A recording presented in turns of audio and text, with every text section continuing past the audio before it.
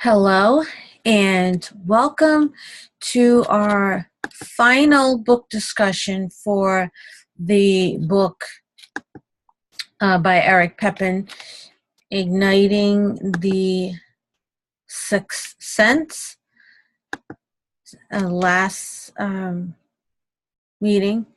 So I hope you have enjoyed,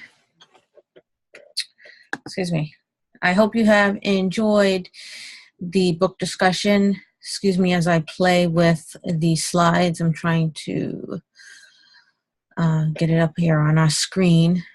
So here we go. All right, excellent. So here we are, week 4. And we're going to continue by going through reading the text. Again, if you'd like to participate in our book discussion for the week, it is www.awakenedpathonline.com. Again, it's www.awakenedpathonline.com. And you can participate in the book discussion, take advantage of some online courses, workshops, and readings. There's a whole bunch of information, so check it out. All right, let's continue. Let's begin reading some information for the text. Again, we're going to jump around. I hope you had a chance to finish the text. If not, that's okay. But at least we get to talk. All right. To begin, Pepin says, when you react to something, always check to see if you're manipulating your ego or if it's sincerely for the sake of your spiritual growth. Now, we react to things every day. Someone cuts us off in traffic, what do? If we made a payment at the city hall and they don't have any records of our payment, how do we react? And is it really necessary? Are we reacting because we were offended that how dare they lose our payment? Or is this reaction really helping us in our spiritual path and our growth? We could think about that next time we choose to react to a situation. Pepin continues. As we grow older, things that were new and interesting are no longer new and interesting because we know them well, so they become familiar things. As you age, you are also awakening to the possibilities of something beyond you. But at the same time, you've lost the ability to easily attain it. Okay, using myself as an example, what was once new and interesting in my 20s, things I liked to do, things I thought were exciting, 20 so odd years later, they're not that exciting. And actually they're ridiculous, some of them. Also, what things held your attention when you were just a few years younger? And it doesn't have to mean by age. It can mean younger, meaning before you started your spiritual path, before you started consciously growing spiritually. What things were exciting? What things, the latest drama piqued your interest? The latest thing on the news, so-and-so's walking down the street with their new partner and they're a celebrity and we're interested. We flock to the TV or we flock to the internet and try to find out what's going on with the queen or the prince or whomever. And the president. Look at the political sphere and how right now it's in such turmoil and we are glued to the news. All right. But when we start walking our spiritual path, when we're growing, when we're getting older in our spiritual growth, those things don't pique our interest as much. Okay, we decide that our spirituality is more important, that our walk on the spiritual path is much more important than paying attention to the latest drama in the news or what the president is tweeting, etc. Right? So it does not necessarily mean the age of your body. The age, it actually means the age of you on your spiritual path, your spirit, the age of your spirit. Pepin continues, make spirituality your first priority. We've heard that throughout the book. Integrate the second most important thing, whether it's school, a relationship, or whatever, and then the third most important thing, and so on. You need to begin removing those things that hold you back, and you need to deal with them now. Not only things that hold you back, but things that are stifling your spiritual growth. For instance, in my previous example, removing the clutter from the news and tuning it out so we can focus inward on our spirituality, that's a good step to take. And if we remove that, we can grow. The more we pay attention to drama, or the more we hang around with or surround ourselves with things that are not in line with us vibrationally and spiritually, the less we're not able to grow if we keep those things in our lives. Okay, it doesn't, if we keep socializing with that group of people, if we keep watching those kinds of movies that are filled with drama and pain and hurt, and they're not allowing us to grow.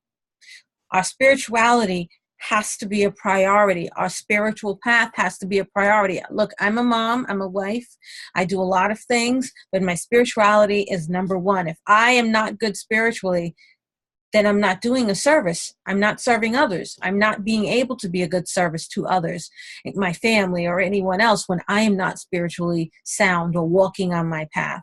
I'm allowing that clutter, that static to enter my life, and I'm not growing spiritually. Okay, to continue reading. The sooner you begin devoting yourself to your spiritual growth, making it a priority, the more you're going to spiritually achieve. Your greatest advantage to finding what you're looking for is today.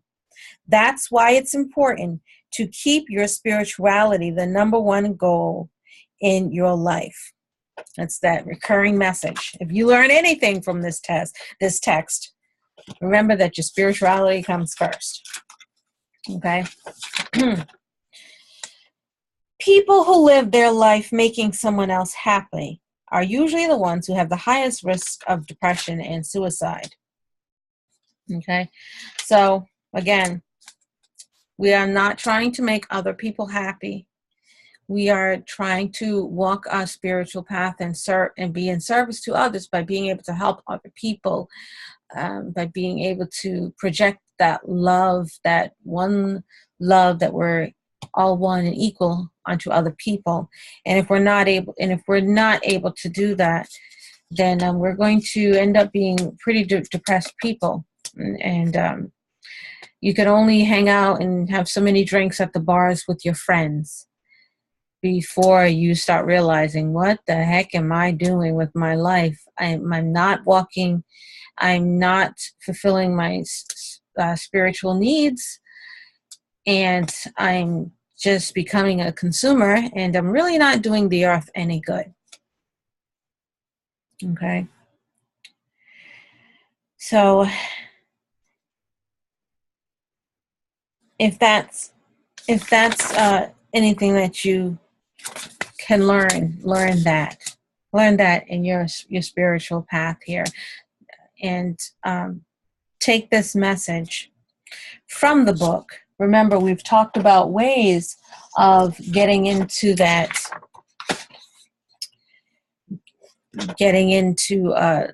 being able to get ourselves calm and spiritually ready. Remember that your thoughts have energy. Remember that your thoughts can manifest your reality. So make sure that that what you're thinking is what you want to manifest.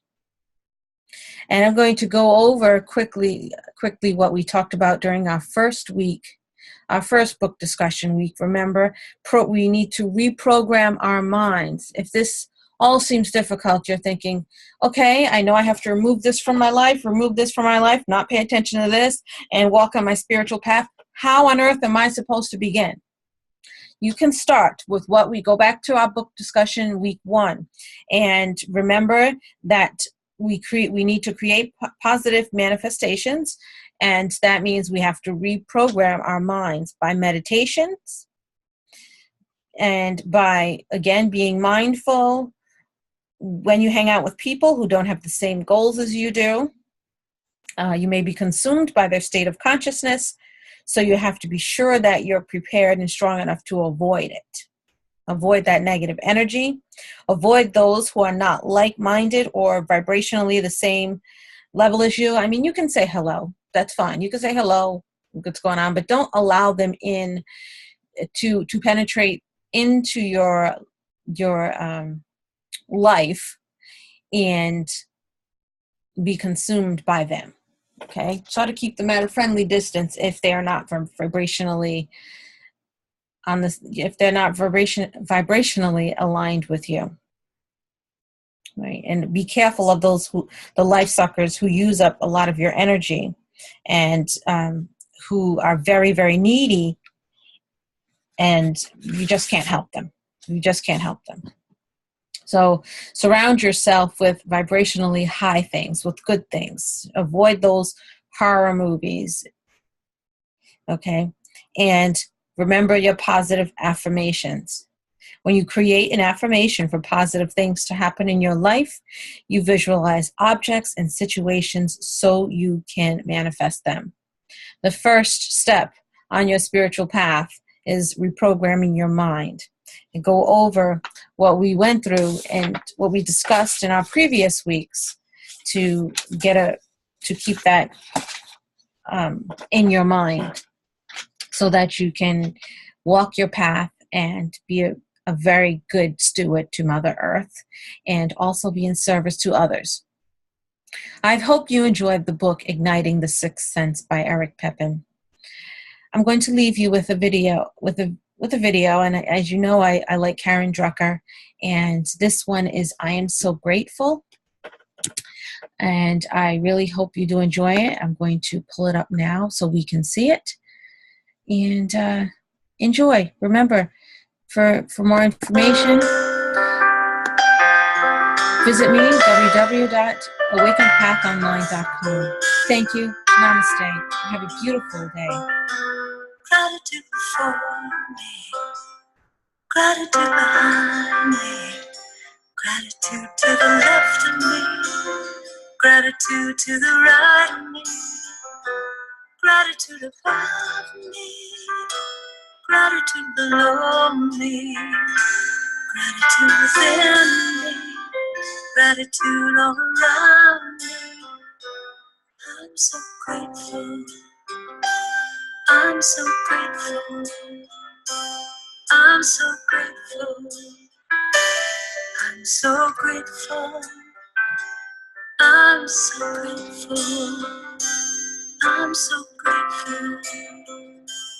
I'm so grateful. I'm so grateful. Gratitude before me, gratitude behind me, gratitude to the left of me, gratitude to the right of me, gratitude above me, gratitude below me, gratitude within me, gratitude all around me. I'm so grateful. I'm so grateful. I'm so grateful.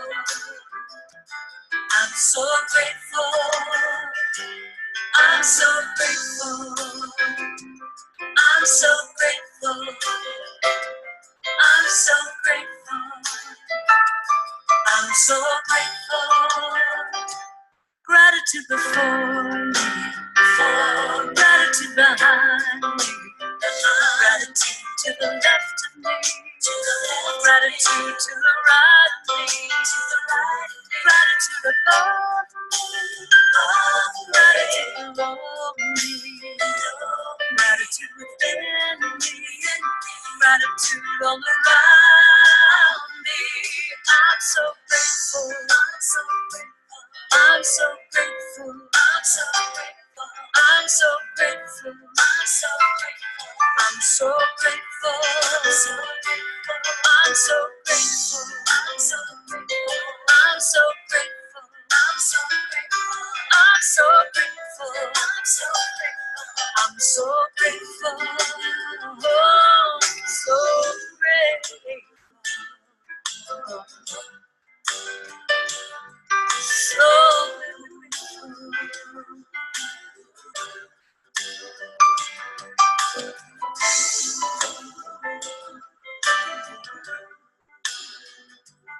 I'm grateful.